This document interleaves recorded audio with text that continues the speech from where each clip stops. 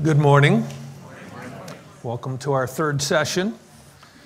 The focus today is the isthmus as a crossroads, the isthmus as a point of transit. And I want to move us through time, but the focus will be principally on the 19th century. And it will enable us to consider Panamanian history through a number of different lenses. And some are a little bit off of the traditional historical narrative. But I want to move us closer toward the actual construction of the U.S.-built canal. I want to focus today a bit on how Panama gains its independence from Colombia and the role that the United States played in that, and how Panamanian autonomy and independence were in essence forfeited at the nation's inception. And so, to begin,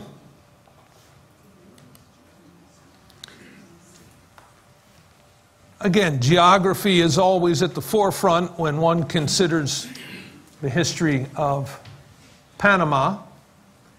And so the area that we'll be focusing on is the one that is here at the center of the map, showing the actual canal and the various locks.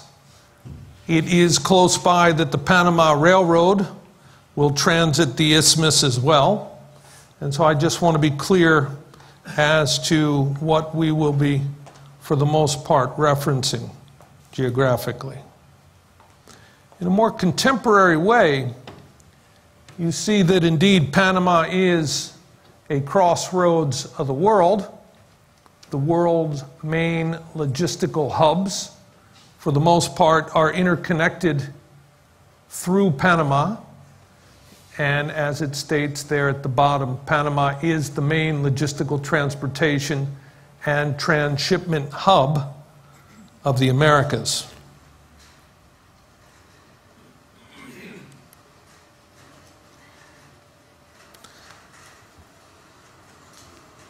There are just a few main themes that I want to reiterate here. You know, the canal, in many ways, is a thread that weaves together Panama's modern history.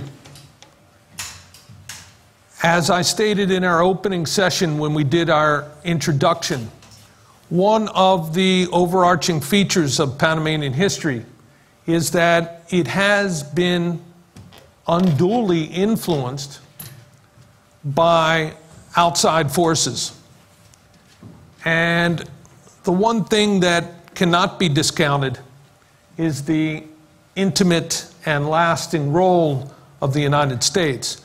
When you look at Panama's national history, it begins wedded to the fortunes of the United States in 1903 and would continue throughout the 20th century to be intricately intertwined with the United States. So the historical trajectory looks something like this. We've established the Spanish colonial period, and we looked at some of the features of that last week. It was a province of Colombia in the early 19th century and into the 20th century up until 1903. There would be a number of planned and actually implemented canal projects, the two most important being the French and that of the United States. Panama would become a protectorate of the United States beginning in 1903. And there is debate as when does true independence come about? Is that when the canal itself is returned to Panama in 1999? Is it when the canal zone is transferred and Panama becomes one unified territory? And so Panamanian historians continue to debate that.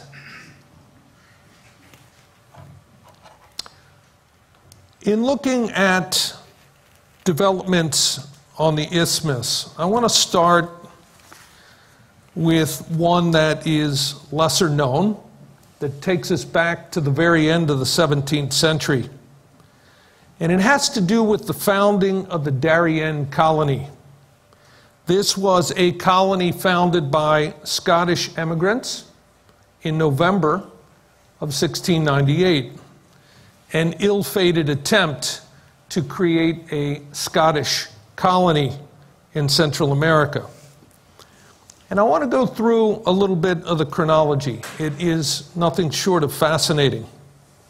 So on July 12th, 1698, 5 ships carrying 1,200 eager colonists left Scotland to a rapturous send-off, and most of the ill-fated emigrants did not know where they were going and did not find out until the sealed orders were opened, but they were brimming with enthusiasm. A voyage of 3 months took them across the Atlantic to a mangrove-studded Caribbean coast of Panama. On November 3rd, they took formal possession of their new territory, confidently naming it Caledonia, and laying the foundations of the settlement of New Edinburgh. But it all went horribly wrong. Hundreds died of fever and dysentery before the colony was finally abandoned. This idea to establish a colony in Darien, open to ships of all countries, and to carry the cargoes of the Atlantic and the Pacific across the narrow isthmus of Panama, designed to cut out the long voyage around Cape Horn. Holding the key to the trade of both oceans, the colony was believed, or had the potential to be, hugely profitable, and would make Scotland, it was hoped, one of the richest places on the globe. This scheme was the visionary brainchild of the Scottish financier William Paterson, who made a fortune in London and was the leading founder of the Bank of England in 1694 while he was still in his 30s. A year later, the Company of Scotland trading to Africa and the Indies was authorized by the Scottish Parliament. It was meant to be a rival to the East India Company, but powerful interests in London did not want a competitor, and many obstacles were placed in the institution's way. So fierce was resentment at their treatment by the English that thousands of Scots put their own money into this enterprise. And so the crowds cheered as the ships sailed. Scores of stowaways who hoped to go along had to be ejected, it was reported, from the ships before sailing. The first passenger rightfully on board was William Paterson, with his wife and son, neither of whom would survive the expedition. Many of the others would not survive either. The promoters had failed to allow for the Darien climate, the insufferable difficulties of transporting cargoes through mosquito-infested tropical jungle, and the fact that the Spanish considered this territory obviously their own and were not to tolerate the intruders. Already on the voyage across the Atlantic, the expedition's leaders had started to quarrel amongst themselves. Once landed, the settlers were treated kindly by the local natives. But the Scots were desperately short of food and a prey to disease. The English colonies in the West Indies and North America were forbidden to communicate with them or to send them any help by order of the government back in London. The Spaniards, likewise, were mobilizing against the colony, and a ship that was sent with extra supplies to help the colonists never arrived. In June, the exhausted survivors decided to go home. Paterson himself was now too starved and too ill to persuade them otherwise. They sailed painfully back to Jamaica and New York. Finally, of the ships that embarked, only the Caledonia made it back to Scotland. Unaware of all this, a second consignment of settlers reached Darien at the end of November 1699. But the ship carrying their food supply caught fire and burned. A Spanish fleet then came and blockaded the harbor. This enterprise was abandoned in March of 1700, and a capitulation was signed with the Spaniards in a pelting rain while a solitary piper played a lament. Traces of this settlement were found in 1979 at what is still called Caledonia Bay. Scotland blamed this whole fiasco on the English. Patterson himself was bankrupt, but still believed in his scheme and tried to revive it. Meanwhile, the Darien disaster seems to have persuaded hard-headed Scotsmen that perhaps their country could not prosper by itself, but needed access to England's empire. And it helped to pave the way, some historians argue, for the Act of Union between the two countries in 1707. And so here you see the location of the Darien colony. And here is a reference to William Patterson's scheme, a plan of the harbor, the Scotch Company, the Isthmus of Darien, the place called Caledonia.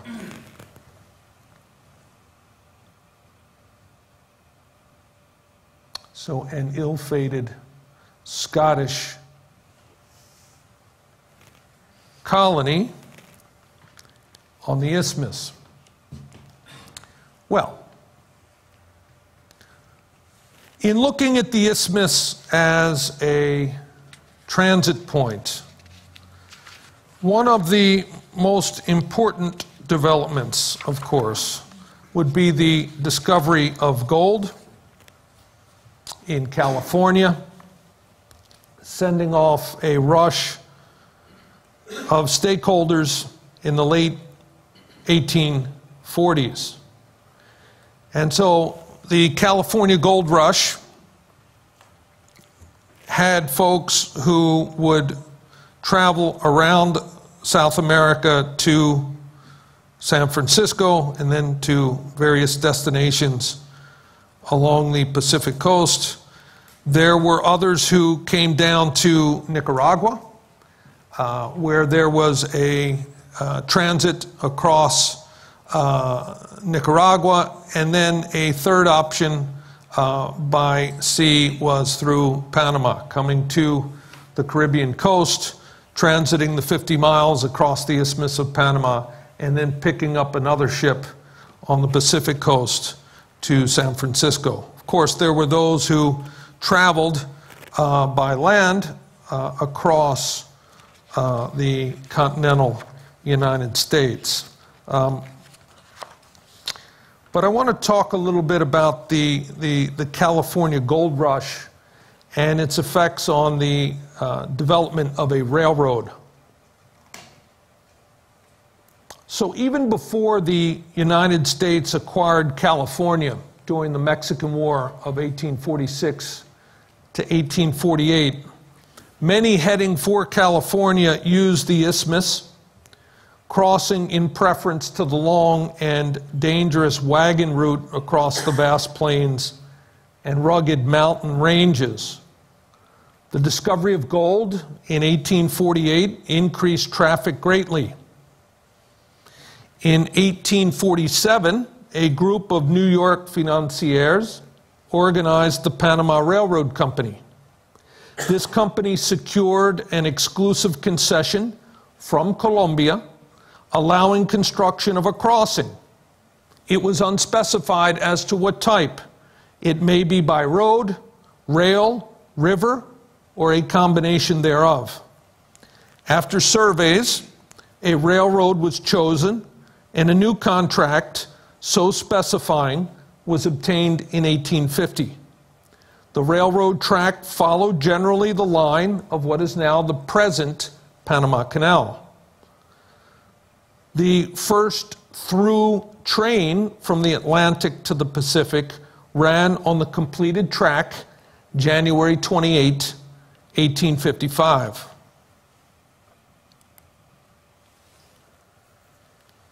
The gold rush traffic, even before the completion of the railroad, helped to restore some of Panama's prosperity.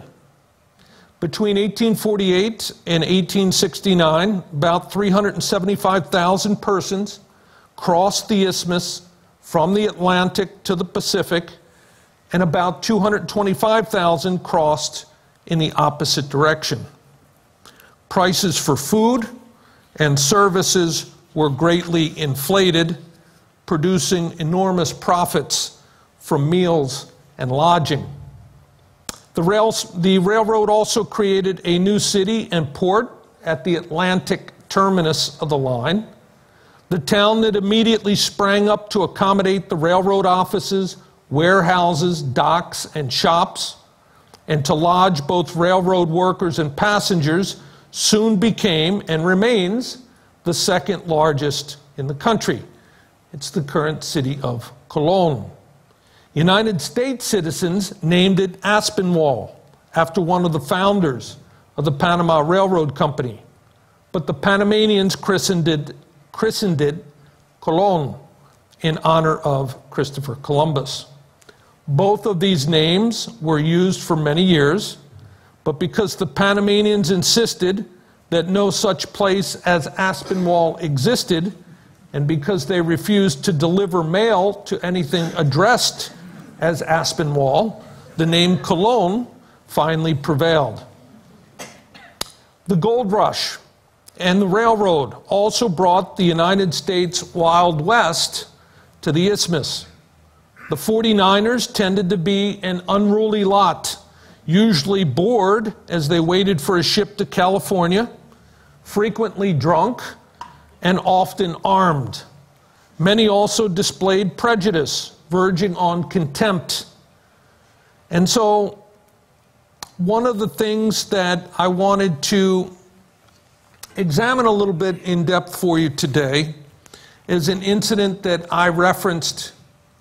Here is the Panama Railroad, one of the photos from the archive showing Colon, Front Street, before the fire in 1885.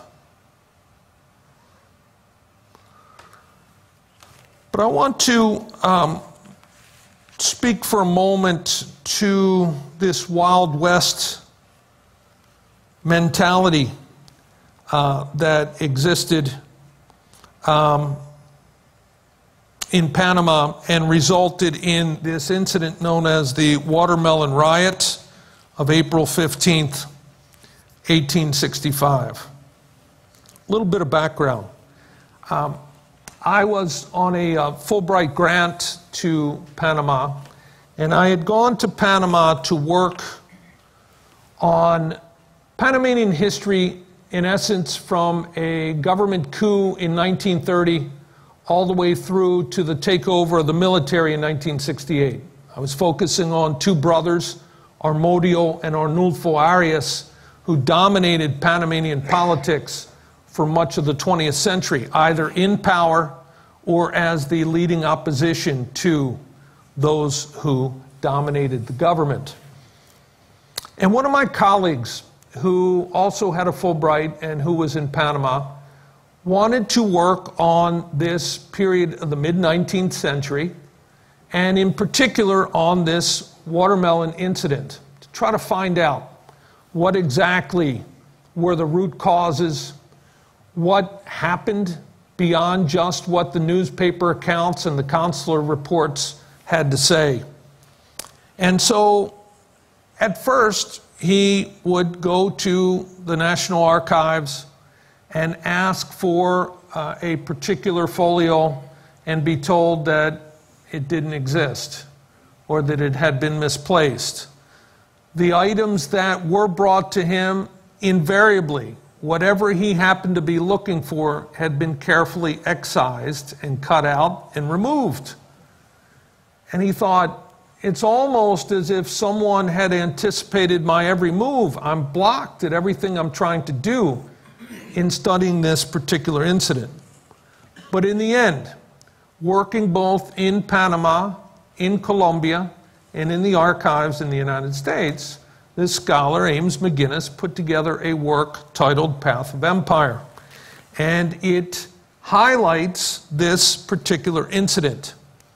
And so I was delighted that he was able to find sufficient material to address something that had only been obliquely referenced many times, but had never really been examined in a meaningful way. And I just want to give you Ames McGinnis's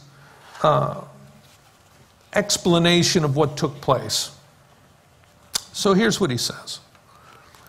On the evening of April 15th, 1856, Jose Manuel Luna was selling fruit from a small stand located near the railroad station in Panama City when he was approached by a group of 3 or 4 drunken men from the United States. One of the men seized a slice of watermelon and asked about the price. Luna answered him in English that the cost was 1 real, the equivalent of a dime in US currency.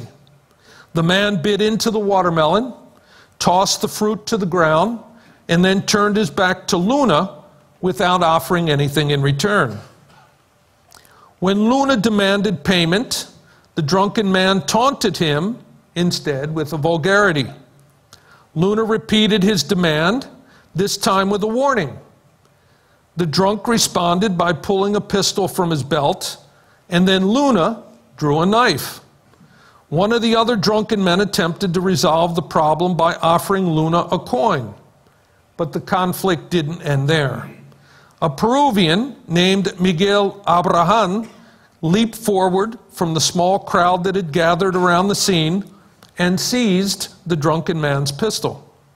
The two wrestled for a moment before Abrahan freed himself and ran off with the pistol into the nearby neighborhood known as the Swamp, a maze of small houses made of cane and thatched with palm fronds. The drunken man pursued him into the heart of the neighborhood. It was then that the real trouble began, or at least that's how Jose Manuel Luna later remembered the incident and expressed it to officials in Panama City. Soon after the argument began between Luna and the drunk, the bell of the parish church began to toll, and hundreds of men from Panama City's poor suburbs rushed into the streets.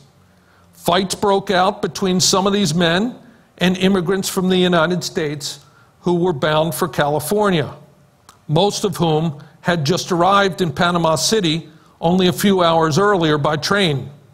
Many of the immigrants took refuge inside the nearby railroad station. A large crowd of people from the surrounding suburbs soon gathered outside the station, along with members of the police. Angry words were exchanged between members of the crowd and between people inside the building. Under circumstances that would be hotly debated afterward, shots were fired, and members of the police and the crowd rushed into the station to confront the American immigrants who were inside. By the morning of the next day, at least 17 people lay dead. 2 were from Panama. Most of the others were US citizens. These events of April 15, 1856 are known by Panamanians today as the incident of a slice of watermelon, or more concisely, La Tejada de Sandia. To readers from the United States, this may seem like a peculiar name, but in Panama, we see that this event is no laughing matter. In national histories of Panama today, the event serves to usher in a long chronicle of contention and conflict with the United States that continues even into the present. The significance of the event resembles that of the Boston Tea Party, an act of resistance that emblemizes the contributions of everyday people to the national struggle against the tyranny of empire. And so this event took on quite great import in Panama for many Panamanians who felt that this is a representation of the overbearing arrogance of those Americans who were traversing the isthmus in this period of the railroad, and that it would be symbolic of a contentious relationship that would continue beyond 1856.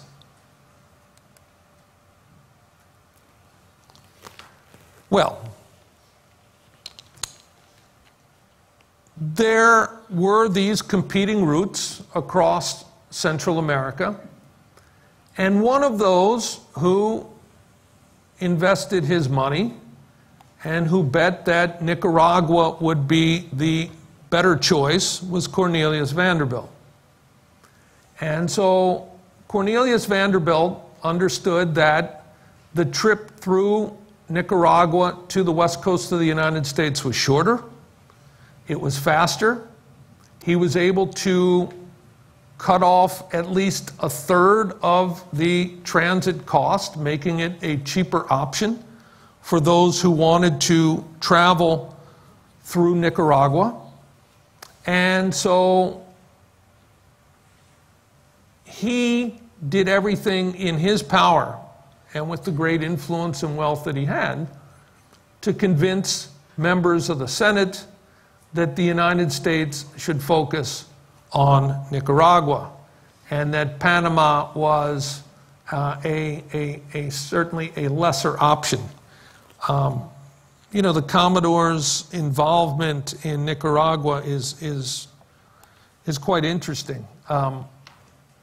There will be a civil war fought between liberals and conservatives in Nicaragua, and the liberals will actually welcome William Walker, a mercenary from Tennessee, into Nicaragua, and eventually William Walker becomes president of Nicaragua, head of state. He's overthrown in part because of support that Cornelius Vanderbilt gave to conservative forces in Nicaragua to topple this foreign interloper, who was also bad for business. And of course, William Walker would finally be captured and put before a firing squad and executed.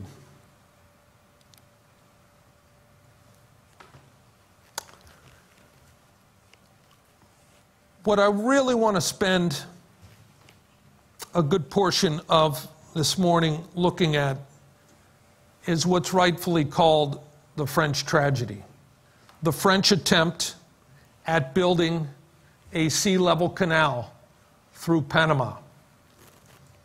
And I want to start with a quote from an individual who became the chief engineer and later on the principal lobbyist who facilitated the selling of the French concession to the United States, and that's Philippe Bonal-Vrilla. And he said this about the French project, quote, "We are, gentlemen, soldiers under fire. Let us salute the comrade who falls in the battle, but let us think only of the fight of tomorrow and the victory," end quote. There is this martial aspect to the French undertaking. This was seen as an opportunity for France to prove to the world its mettle, its engineering talents, and in short, its greatness. So let me talk in general about the project, and then I want to break it down into a chronology that will allow me to really hone in on some interesting aspects.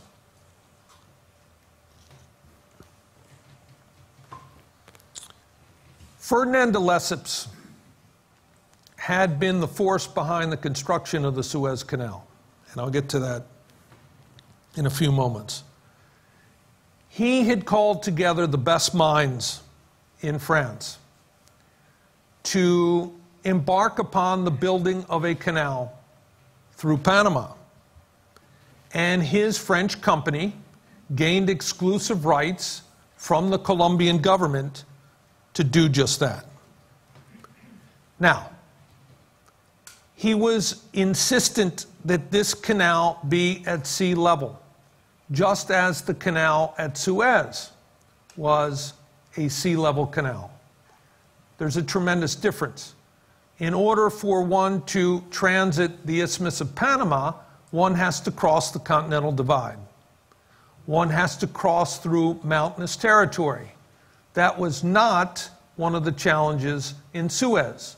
It's simply a ditch through the desert. The other factor was that a number of reconnaissance parties had been sent out from France to look into the viability of creating a canal through the Isthmus of Panama. And they had returned with serious concerns about malaria and yellow fever, two things that Ferdinand de Lesseps also discounted. And so the project commences in 1881 with great fanfare. In his lifetime, Ferdinand de Lesseps traveled to Panama twice, and he always traveled during the dry season, when the weather was ideal. And so his impression was that things were moving forward.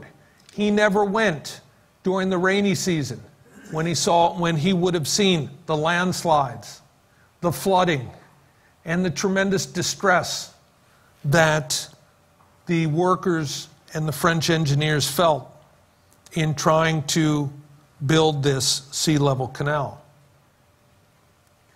The project was massive. The French technologies were up to the challenge. And I should point out that French engineers were noted as being amongst the very best mathematicians. Theoretically, they were as strong as engineers anywhere. I would say that the difference between the French engineers who carry out and fail in this project and the Army Corps of Engineers from the US who succeed in building the canal is that American engineers by training were able to act in a more ad hoc way. Trial and error, to make attempts, to improvise, to temporize, and those are things that the French tended not to do. They moved according to specific calculation, for better or for worse. In order to actually dig the canal, the French had to rely upon imported labor. And the labor that was brought in largest numbers were workers from Jamaica and St. Lucia. And so by the second year of the project, 65% of the laborers came from either Jamaica or St. Lucia. These were the Afro-West Indian workers. As the project continued forward, once the infrastructure had been put into place, the barracks for the workers to live in, the hospitals, the storehouses, we then see that the French begin in earnest to dig in the area that's known now as the Culebra Cut, along the Continental Divide. One of the things that they hadn't figured out is what to do about the Chagres River. And de Lesseps said in a public forum, as time goes by, men of brilliance will step forward and resolve that issue. For the French, that issue was never resolved. The Chagres River, during the rainy season, can rise 18 feet in 24 hours. It is a force of nature that would not be easily harnessed. Ferdinand de Lesseps had no training as an engineer, but his greatest skill was boosterism. He could convince people that he had a can-do mentality that won folks over, and he was a great salesman. And so there were a number of bond options that allowed people to invest in this French project, and many hundreds of thousands of people in France invested their money in the French Canal Company. The fact of the matter was the company was hemorrhaging money.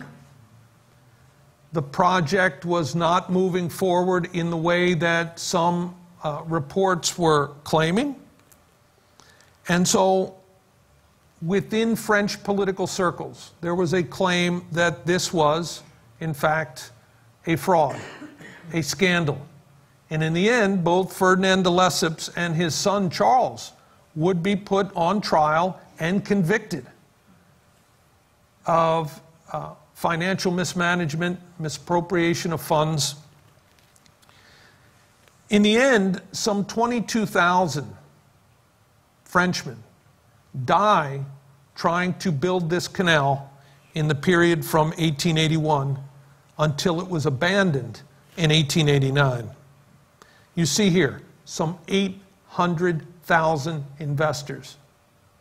Throughout France, the very word Panama meant scam, scheme, fraud. It was the biggest financial catastrophe that the French Republic had suffered through to that time. When it was abandoned, some 40% of the canal had been completed. Much of the machinery was left in the jungle to rust. It would be taken over later by the United States when the U.S. purchases this French canal concession.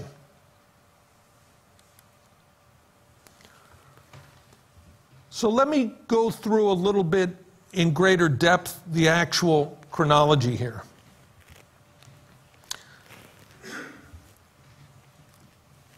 I think that in part the reason that the French were so wedded to this project was that it comes in the immediate aftermath of the Franco-Prussian War of 1870. You know, Germany had gained unification in part by its defeat of France. And it was seen as an ignominious defeat for the French. To have the German Empire, the Second Reich, proclaimed in Paris was something that many Frenchmen couldn't live down. So there was always this spirit, first of all, of revenge, and secondly, to find a way to rehabilitate France's image worldwide. Stepping into this milieu was Le Grand Français, Ferdinand de Lesseps. He had completed the Suez Canal in 1869, overcoming great technical, political, and financial problems. And so many asked, in hindsight, with this great scandal in Panama, how could so many investors have been fooled? And I think what one has to consider is Ferdinand de Lesseps' track record. He had been told that a canal through Egypt was impossible, that the Suez Canal was a pipe dream, and he brought it to fruition. His statue stood at the opening in Alexandria of the Suez. And so here was a person with boundless energy, tremendous charisma, and he was able to get people to rally around his idea that a canal, a sea-level canal, could be built through the Isthmus of Panama. There was a famous convention held in which many French engineers who had actually been to Panama were allowed to give presentations as to what they thought were the best possibilities. And one of them rose and said, the only way that a canal can be built through Panama is by a lock system. And that was immediately dismissed by Ferdinand de Lesseps. That suggestion, of course, in the end, would prove absolutely correct. The work begins on February 1, 1881, and as I said, the decision was made to import laborers from the Anglophone Caribbean, in particular Jamaica, St. Lucia as well. The workers from Barbados would come mostly under the U.S. Canal project. At the very outset, and I've always been intrigued by reading about these early French accounts, the very beginning, the first rainy season, 1881, the reports of people coming down with fever and dying. It wasn't clear at that moment exactly what type of fever. It was given various names in the news reports that I looked at, but these first deaths were indeed from yellow fever. And yellow fever would come in these epidemic cycles and be absolutely devastating.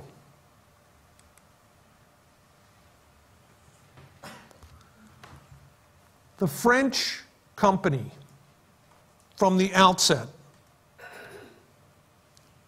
engaged in extravagant expenditures in Panama. Many of the structures that were built were far more lavish than they needed to be. There were, from the outset, accusations of mismanagement and were still possible corruption.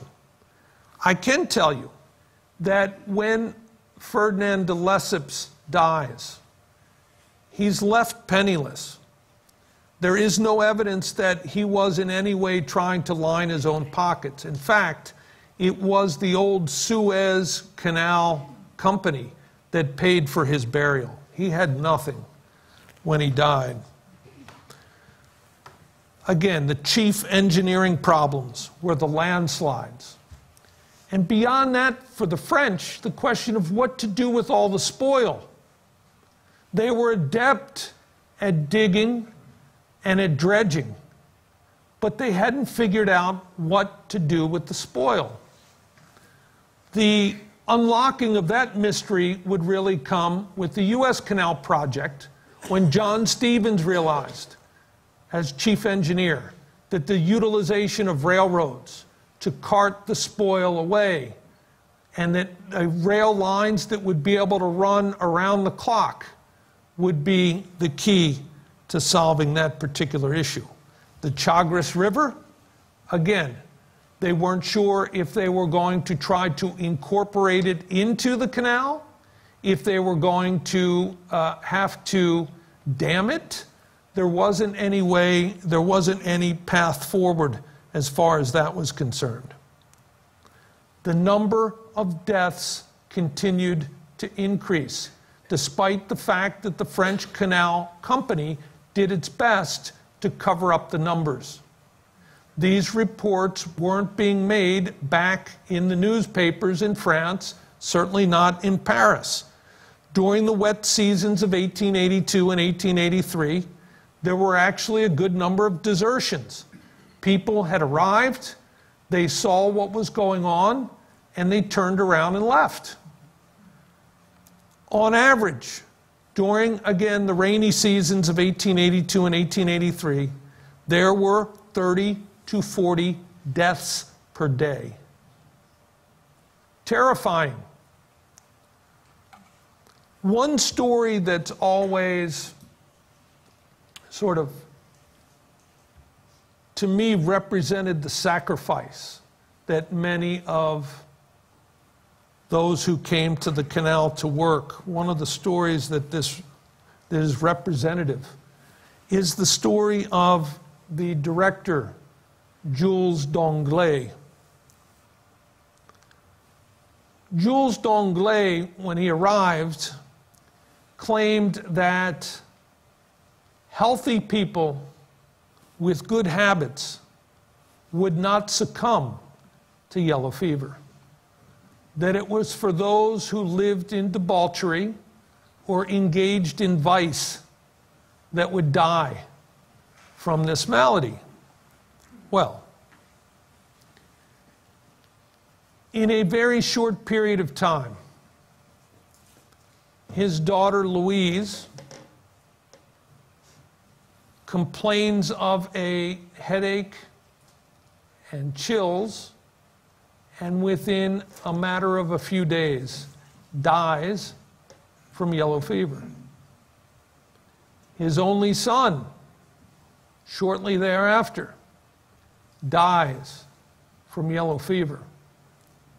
And then his wife succumbs to the disease, dies, and what he does is her two prize horses, he didn't want anyone else to ever ride them or use them.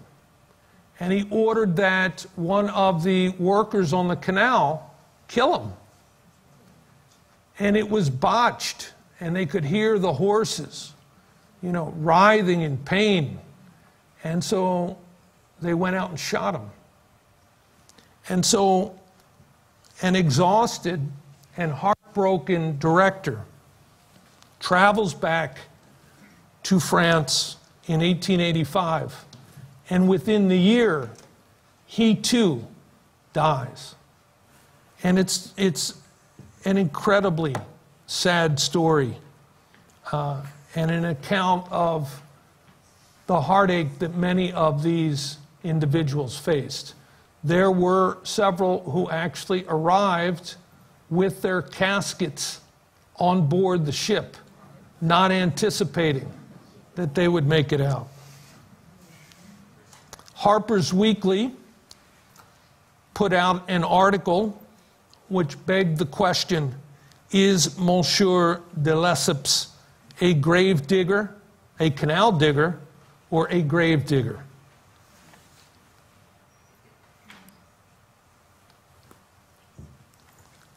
So here you see Le Grand Français, cartoon representations of him parting the earth to open, in this case, the Suez Canal. There were those in France who even commented on the fact that, and if I got this right, and I don't remember it all exactly, I think he was in his early 50s when he married his second wife, who was 21. And so many commented that they weren't sure what was more remarkable, his work on the Suez Canal or the fact that he produced 11 or 12 children at an advanced age. So, Le Grand Français, Ferdinand de Lesseps. This is the mansion that Jules d'Anglais had built for his family. They never lived there, and it was referenced as d'Anglais' Folly. A wonderful residence, never used by the director of the canal project.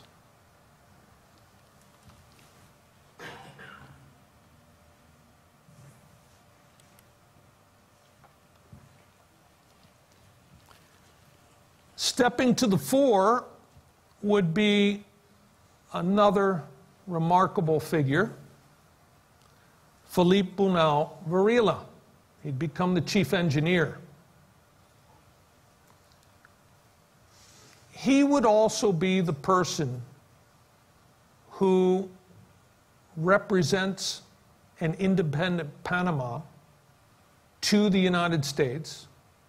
He's the one, because he had vested heavily in the French Canal Company, who convinces the United States to purchase the concession. Talk about a conflict of interest.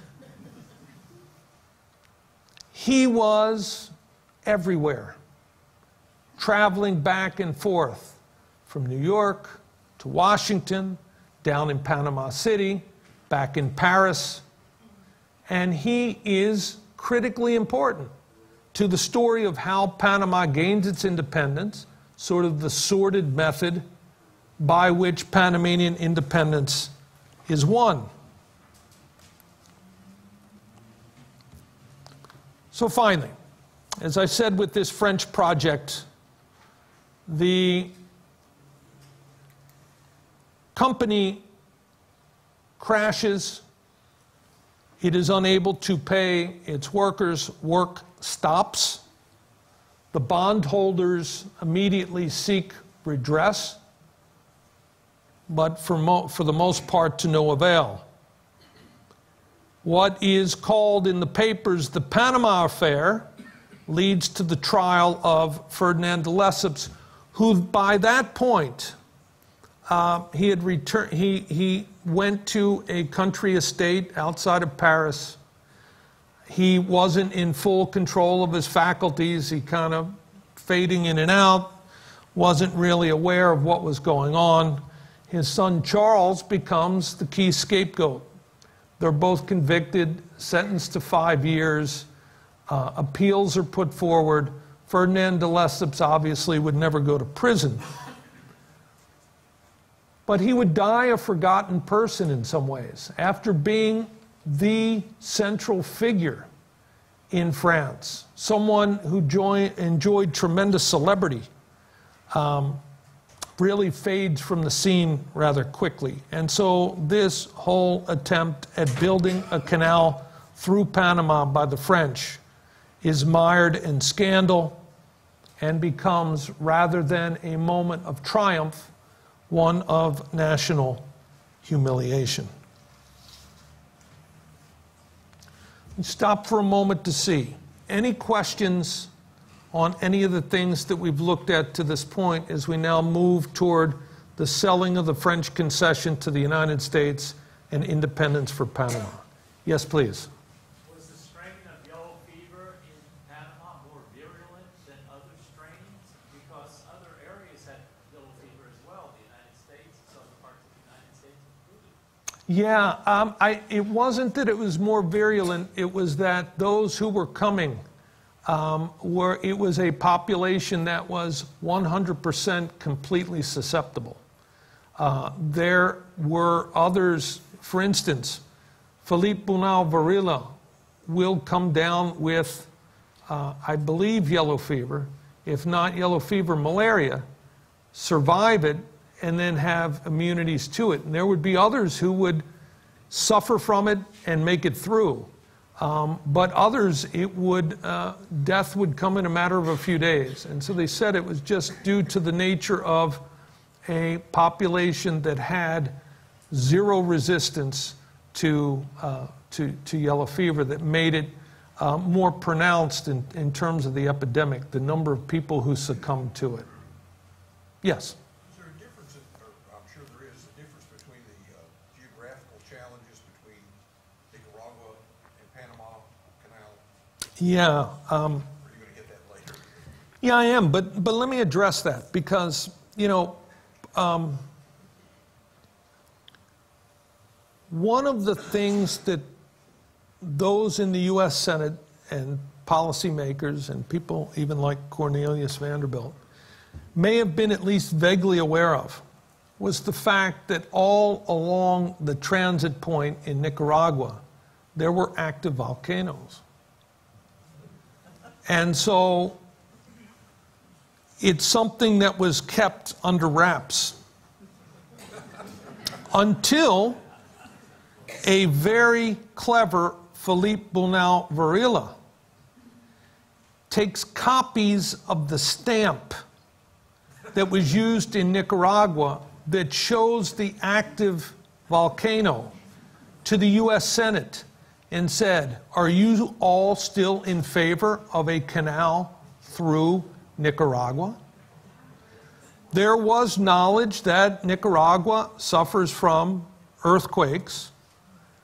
The active volcanoes were enough to convince many. that those were challenges that they didn't want to have to try to overcome.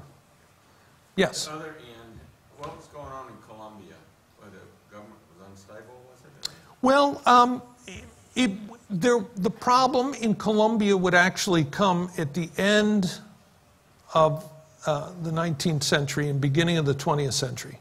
We would have the War of 1,000 Days. And so you would have this internal struggle. And the problem for Panama was all along that it felt like a forgotten province. It was a place that paid its share of revenue to the government back in Bogota, but felt that it never received the commensurate services or consideration that it warranted. And that's what led many in Panama to feel that if the Colombians balk on having a project, that they would then, some in Panama, would step forward and effect secession so that then they could cut a deal.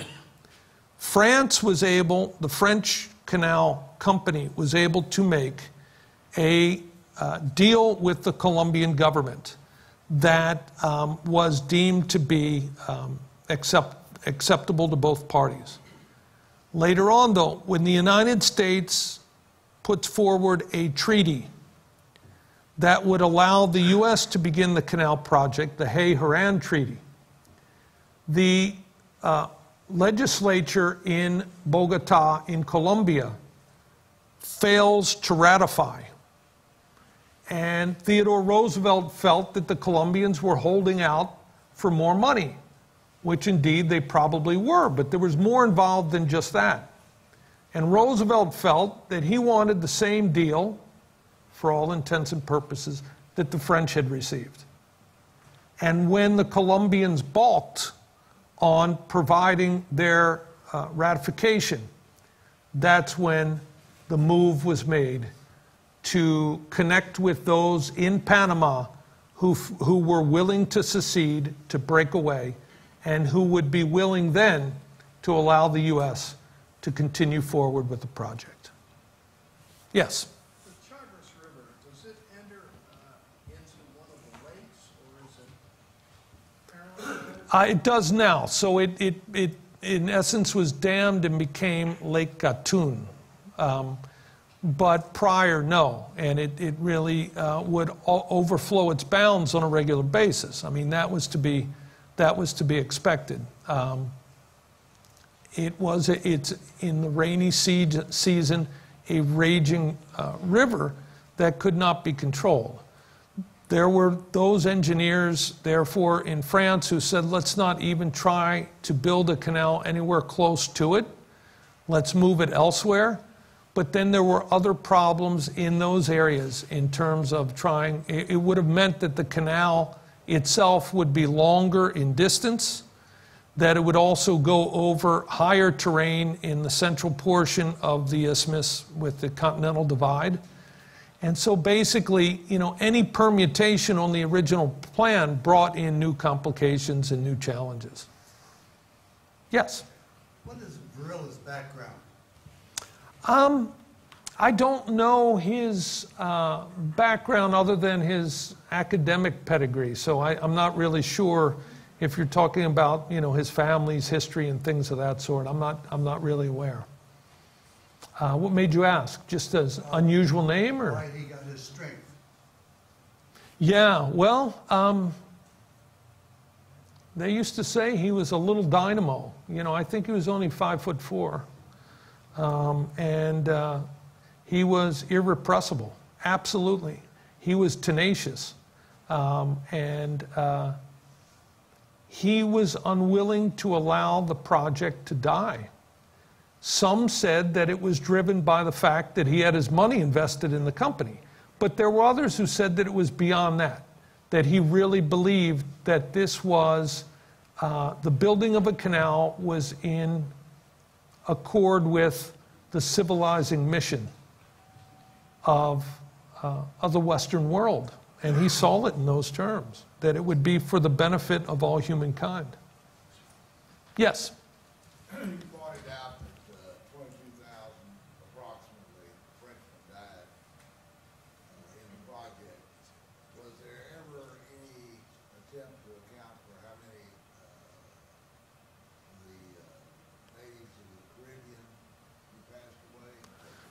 Yeah, we have much better figures for the U.S. Canal project, where the numbers were far less, but yet even there, the number of Afro-West Indians who died was far higher, in part because they were living in areas that tended to be more mosquito infested.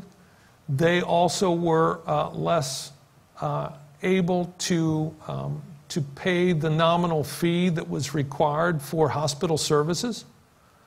Now, under the U.S. Canal project, if you had symptoms, it was a good idea to seek medical attention. Under the French Canal project, that usually was the kiss of death, because your mortality rates were higher in the hospital precisely because that was one of the principal breeding grounds for the mosquitoes, simply because the French were unaware that standing water was the perfect breeding ground for the mosquitoes, and they had water pots under the legs of all of the beds in the hospital.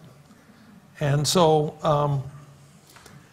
I don't know what the numbers are, but you can be assured that they're far greater than the number of either French or Americans who died from those recurring outbreaks of yellow fever. Malaria was omnipresent, but it was the yellow fever that came in kind of these haunting cycles that really sent people to desert in many cases, to leave. Yes? I remember reading a year or so ago that currently Chinese investors are active in getting a canal across Nicaragua. Is that true? Yes. So a concession was granted, and the Chinese have begun a project.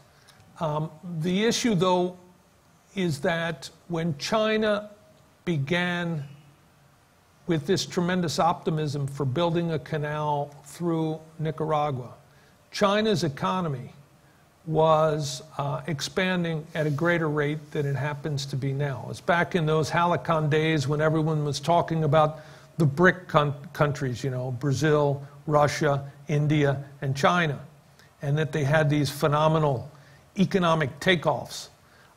The problem is all of them have run into serious headwinds, particularly Brazil and Russia, but China and India as well. The other thing is, with the opening of the third locks in Panama, it has taken away some of the need and obviously some of the potential profit for any canal through Nicaragua.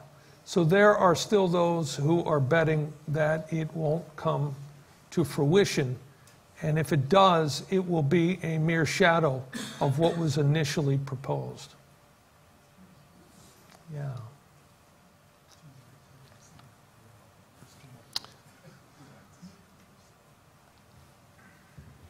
It's one of the French liquidation bonds. Every strategy possible was employed to try to get at least some of the money back for those 800,000 plus investors. It was a financial debacle that nearly brought down the French government.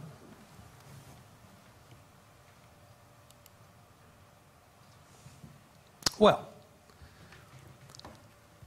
we come now to a critically important moment. And for me, it's the moment when the United States steps onto the world stage as a legitimate power. And that's the Spanish-Cuban-American War, the Spanish-American War of 1898. And this will have huge implications for Panama. To begin, there are a number of undercurrents that led the United States to become an expansionist power in 1898. Among them were searches for overseas markets and foreign markets that would be able to sell all of these goods that were being produced with the industrialized economy. The last 3 decades of the 19th century, the United States had industrialized. It had undergone a process of urbanization. There was mass immigration, mostly from southeastern Europe into the United States. And so there was a search for foreign markets.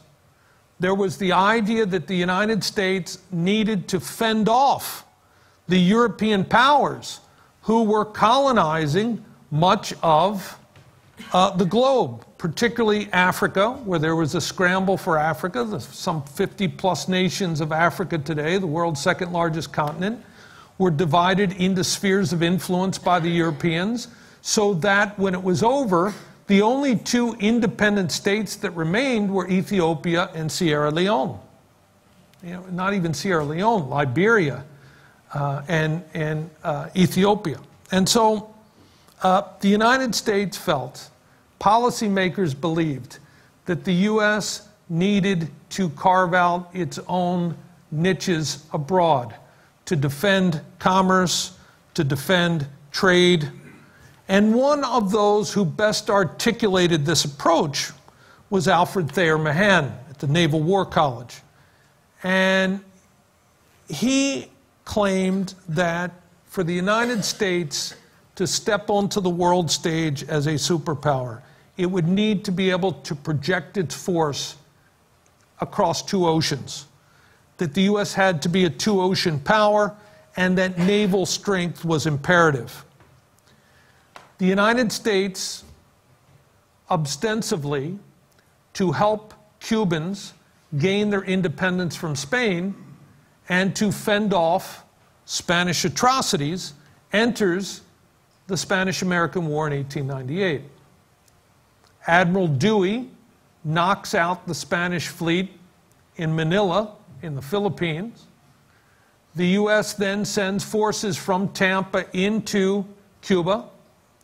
A series of struggles are fought on the eastern portion of the island. But the Spanish-American War ends when the United States Navy succeeds in destroying Admiral Cervera's Spanish fleet. And when Spain could no longer reinforce its troops in Cuba, peace was sought, and Spain would lose the remainder of its colonies in both the Caribbean and in the Pacific. They would lose Cuba, Puerto Rico, the Philippines, Guam, and some territories in the Mariana Islands. So the United States emerges from this with territories, but without any prior experience in colonial administration. And so, with no coherent colonial policy, the U.S. implements in Cuba, under the military government, something known as the Platt Amendment. And the Platt Amendment would serve as the model for the Panamanian Constitution. The Platt Amendment basically took away Cuban autonomy at its very beginning. It meant that Cuba could not engage in any, it could not enact any treaties with foreign countries, that the United States, in essence, would oversee the Cuban treasury, that the United States would have the right to intervene to assure Cuban security and Cuban governing stability. Those very same things would be central to the creation of the new state of Panama. The United States would demand that same right of intervention, and even more so in Panama, to assure, once the canal was constructed, that there would not be any threat to the transit through the Panama Canal. And so here is the architect of that two-ocean Navy strategy from the Naval War College, Alfred Thayer Mahan.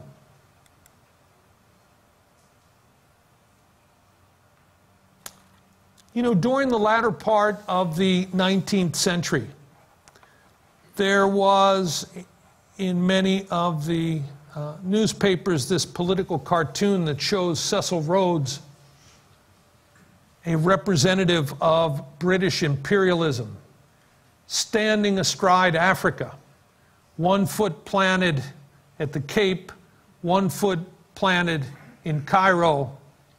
And it was to say that after World War I, one could literally travel from the Cape to Cairo through Africa without ever leaving British-controlled territory. And of course, Cecil Rhodes would have two nations named for him, Northern and Southern Rhodesia, which are now Zambia and Zimbabwe. But at the same time, after 1898, after the Spanish-American War, the United States is seen in a similar posture. And there are two different cartoons. One shows Uncle Sam standing astride territories in the Pacific. Another shows him standing astride territories in the Caribbean. The emergence of an American empire, and the linchpin for it will be Panama.